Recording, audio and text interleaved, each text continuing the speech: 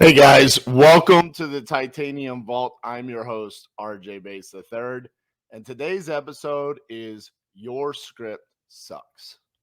Listen, I keep getting told over and over and over again, and you might be one of those people that tells me they don't like cold calling. And here's the reason why. Because it's uncomfortable. It's uncomfortable to reach out to a stranger and ask them if they want to sell their property.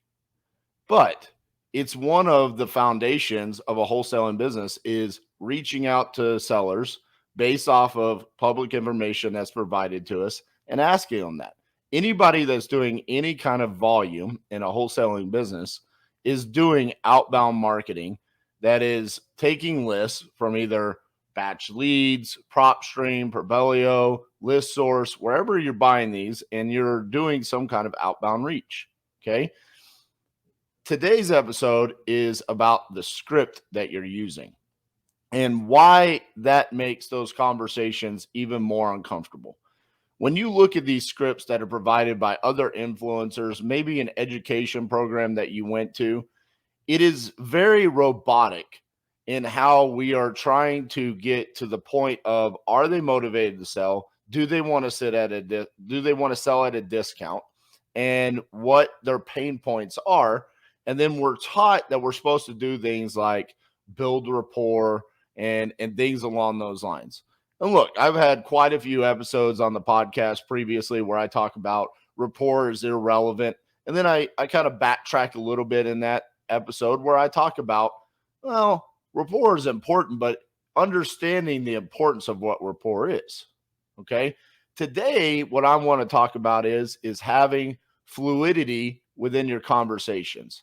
Truly actually having good conversations, quality conversations with sellers, and how that can't be accomplished if you're robotic following a cold call script.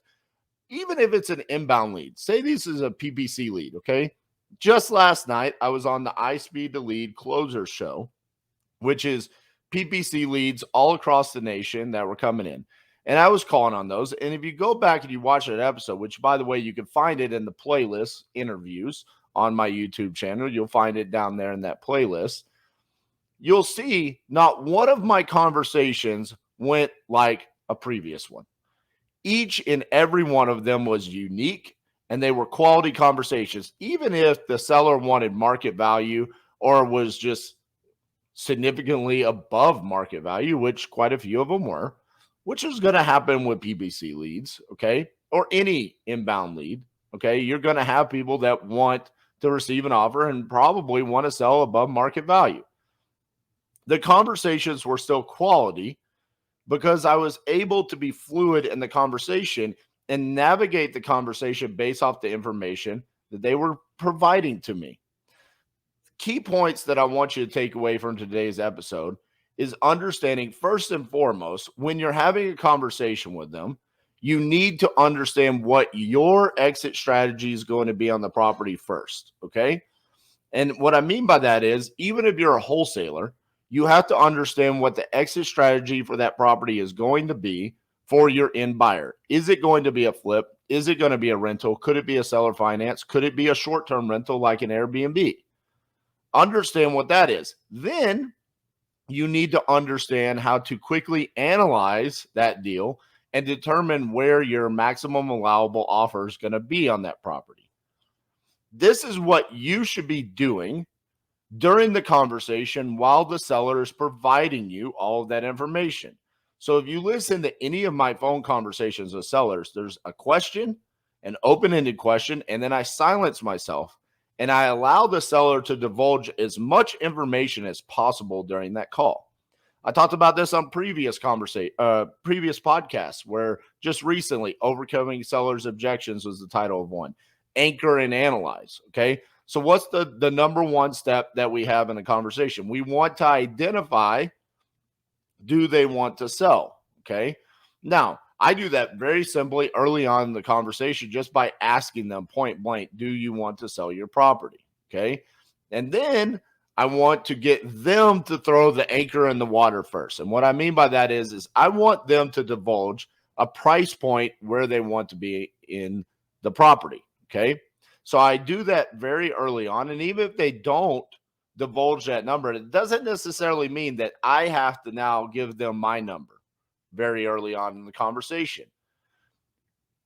One of the ways that you could get the seller to give you their price very early on is just simply by asking about their situation. And this is where I think scripts have a huge hindrance on people becoming more and more experienced and talented in talking to motivated sellers.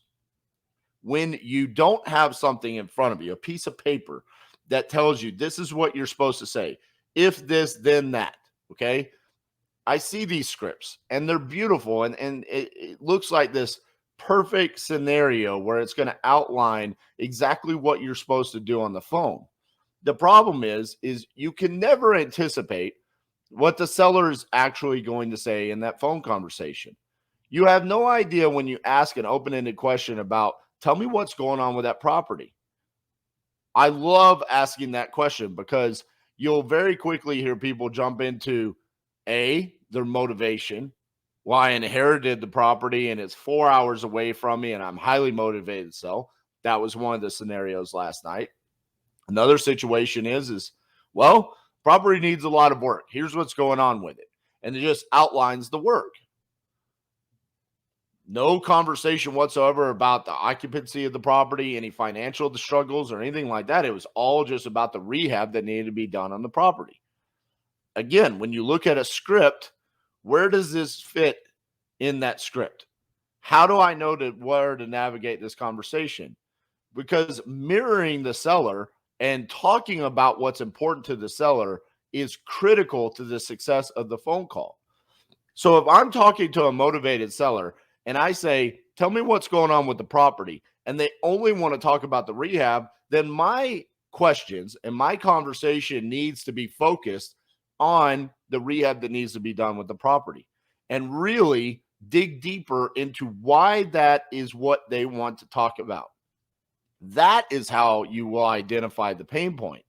But if I'm looking at a script, then the script's going to ask me, tell me about the occupancy. Tell me about the financial position of where you are in the property. Is that a pain point? This is where you could lose the seller, where the seller is saying, listen, this is very robotic. This is like talking to a virtual assistant. And I want to tell you my pain. I want to tell you, hey, I bought this roofing material 4 years ago and it's just been sitting in my backyard and I'm 60 years old and I don't want to put that on the roof. I don't want to do that. Being able to be fluid and understand and listen to what's going on, this is what will differentiate you from all of the other phone calls that this seller is going to get. Let's be real. Everyone now at this point in time has access to the same data that you're calling, that you're texting. Any outbound marketing that you're doing, guaranteed someone else is doing the exact same marketing to that seller.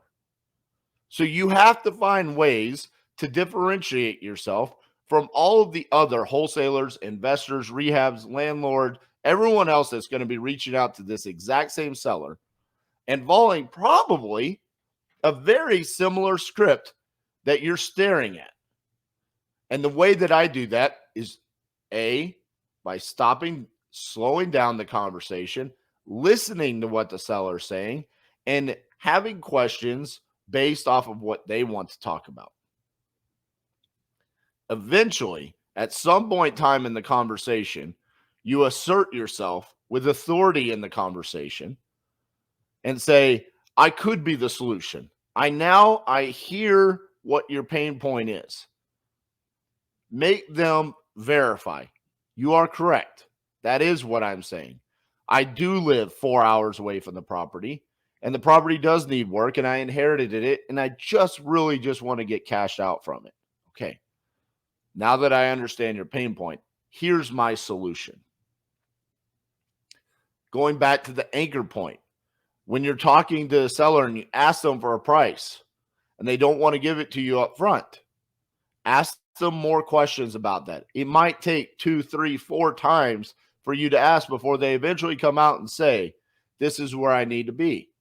In one scenario where the gentleman who was 60 years old and was only wanting to talk about the rehab, early on in the conversation, he said, make me an offer. I just want to hear what your offer is. Throughout the conversation, when he was talking about the rehab, he eventually came around to wanting to talk about the price himself. And what he divulged is, well, I've had many people come out here and look at the property, but no one's willing to pay me what I want. I have a appraised value of $105,000, and I believe he was talking about the tax assessed value when he said that. He said, I have an appraised value of $105,000, but no one's willing to pay me more than that. Boom. He just set the anchor for me. He came out with that information himself. In comparison, the other scenario that I'm using right now was the young lady who had inherited the property and lived 4 hours away. So she divulged that she was previously under contract with someone for $148,000. Now, I felt like a pretty high price. And as she explained the situation with that previous investor, it sounded very much to me like a wholesaler who had contracted it was not able to find an end buyer for the project. And instead of reaching out and communicating with the seller and or just terminating because they weren't able to sell the property, they just ghosted her. They just left her to wonder what was happening. And eventually, she got a hold of someone at the company and they said, look, that person is no longer with us. We had to let them go, and we're no longer interested in your property. But she gave me a price, $148,000. That's what she was previously under contract. So as she was divulging that information, as I was having a conversation with her, instead of following a script, because a script would have never told me what to do in this scenario, right? This was a very unique situation. I started planting seeds in the conversation and saying things along the lines of, I believe the problem here was this wholesaler contracted the property too high. Just letting her know I'm going to come in below that 148. I think what happened is they were trying to wholesale the property for a fee. So I explained, I educated the seller at that moment. And I explained they were probably trying to wholesale the property for a fee. And they couldn't find an actual rehabber or landlord to pay that much for the property. Again, planting a seed, letting them know I'm going to be coming in below that $148,000 mark. And then last, but certainly not least, I just flat out asked her, I know you were previously under contract for $148,000. Are you going to be willing to work with me if I'm going to come in underneath that dollar amount? And because I had previously planted those seeds in the conversation, this was not the first time she had thought about it in the conversation. So she very quickly answered, of course I will. So then I let her wait a little bit longer because now she's really thinking about what is that number that I'm going to be at. Again, something that's not going to fall into a script. Silence. Allowing that awkward silence to be there. This is a very critical thing when it comes to closing sellers. Allowing them to not feel rushed. Allowing them to understand that you're taking this decision very serious. So I kept explaining what I was doing. Give me a few more minutes.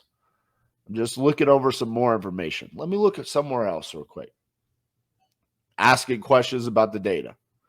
Again, reiterating some questions that she'd already answered. It's 3 bedrooms, 2 baths, correct? Okay. Just making sure. 1,300 square feet. All right. Taxes, tax value right here. The taxes every year, property taxes is $2,500. Is that correct? I'm really digging deep and I'm analyzing where I'm going to be. And then finally I say, I'm probably going to need to be 130,000. And then silence. You stop. You don't need to say anything at that moment. You've just shot your shot. Yes, that would work for me. Or there could be a counter. But again, this is where the script can hinder you. You have no idea what the seller's going to say in that moment. They're human beings. There's many different responses that they're going to have to our offers, especially us wholesalers. We're the guys that are coming in and we're saying we need it at rock bottom. This is where I'm going to be. So we stop and we wait and we listen and we hear their response. And based off of that, we have normal human to human interaction, and we respond just like we would on anything else that we do in our daily lives, where we don't walk around with a piece of paper in our hands that says, when human A says this to human B, this is how you respond. No, you just have normal human to human communication. And I believe this is the number one thing that differentiates me and my team from other wholesalers.